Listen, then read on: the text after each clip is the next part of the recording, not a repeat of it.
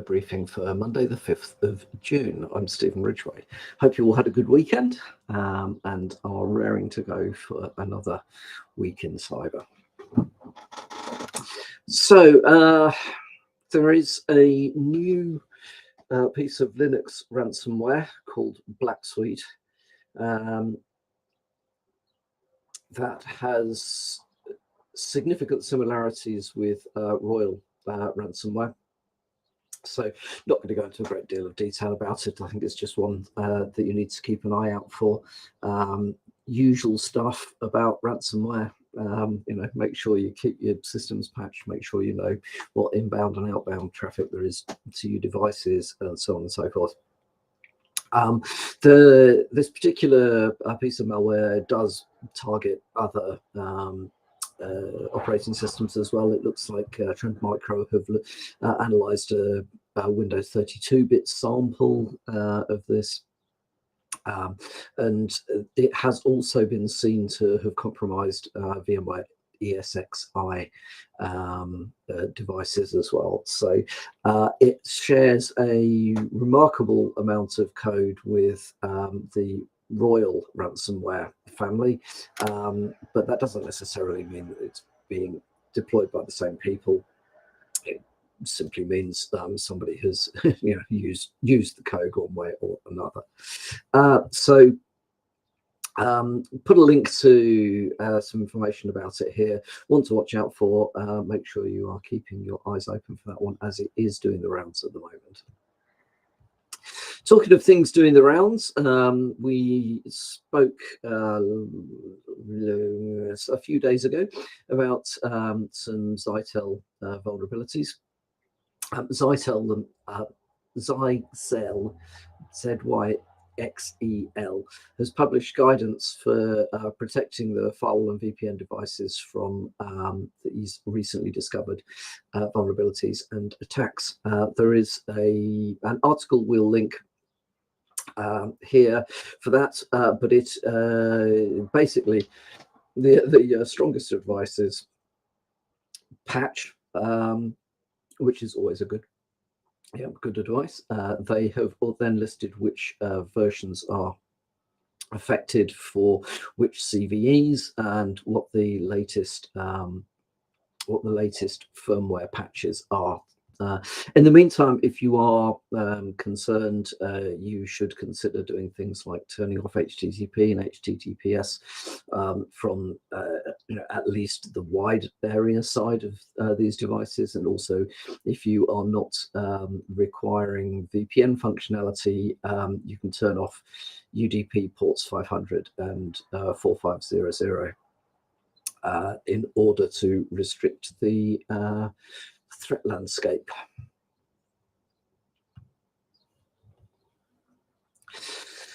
Online sellers are being targeted by new information stealing malware.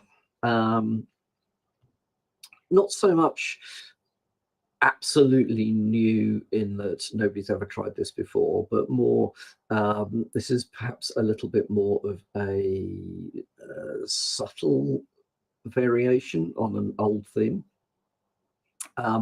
Basically, the attacker sends an email to an online store vendor claiming that money has been deducted from their bank, despite their purchase not going through on the website. Of course, the purchase was entirely fictitious.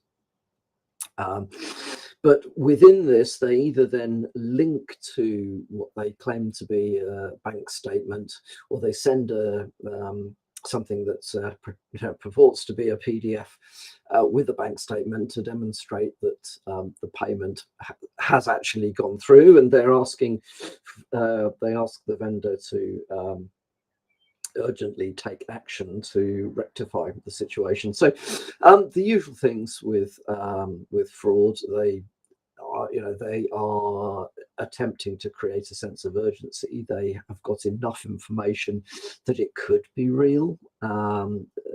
Lots of busy people will but quite potentially at least click on the links or open the documents. If you do click on the link or open the document, it is likely then to either it takes you to various things happen, but the usual set of stuff, fake Google Drives can pop up for credential harvesting. It could well be that the the potential PDF in the background downloads an actual executable instead, and so on and so forth. The usual sorts of things that happen at that point. I think then the interesting bit is it is a slightly better written email. And it does have those hallmarks of those psychological ways in which you try to persuade the victim to take action based on this. So it makes interesting reading. As one to be aware of.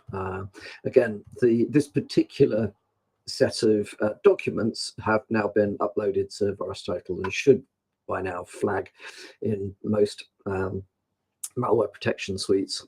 However, bear in mind these things are easy to change. So yeah, keep up with your email protection. Keep reminding users of your systems that they are likely to be targeted, so on and so forth. Cyber awareness training, blah blah blah. So, and finally from me today, HelpNet Security posted an article which is quite worrying, but is worth being aware of. Forced verification and deep fakes are on the increase in the UK and continental Europe. So let me see. Forced verification is when a user is forced to verify themselves or unlock device under duress. Now, in the days of usernames and passwords, at least the password is in your head.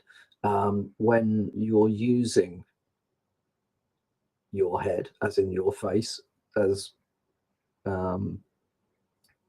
your piece of biometric authentication, that is easier to force. You make somebody look at their phone, it will unlock.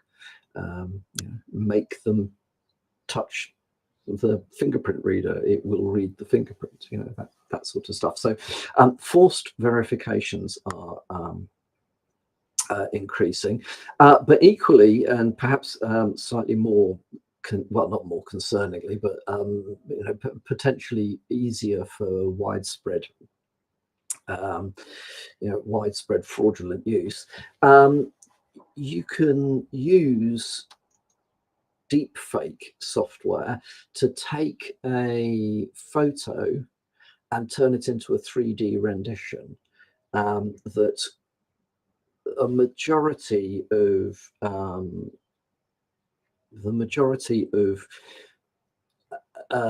digital systems won't be able to tell the difference. So that can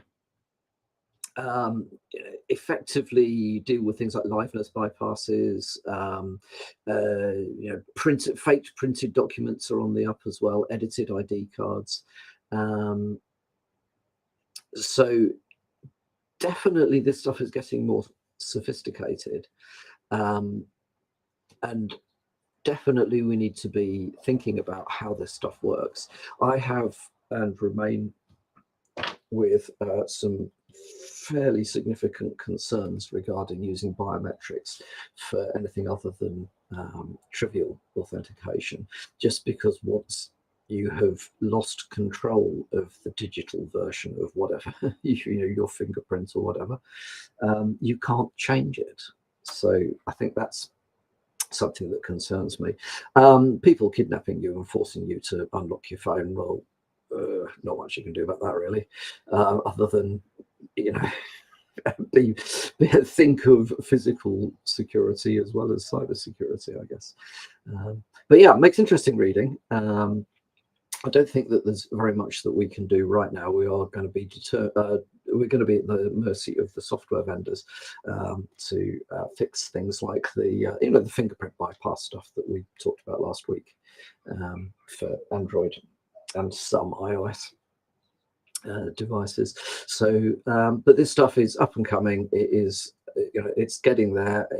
We need to keep pressure on the vendors of operating systems and applications and so on to stay ahead of the game, because I don't think there's very much you can do at all against deep fakes. Deep fake voices now need a very small amount of your voice in order to make a very convincing copy of your voice. You can make a 3D rendition of a face from just a photo. Well, even there are even photos of me online, and I absolutely hate posting photos online. So it's all out there somewhere. Definitely one to think about. So anyway, that's all from me for today. Hope you have a great start to the week, and I will speak to you all tomorrow morning.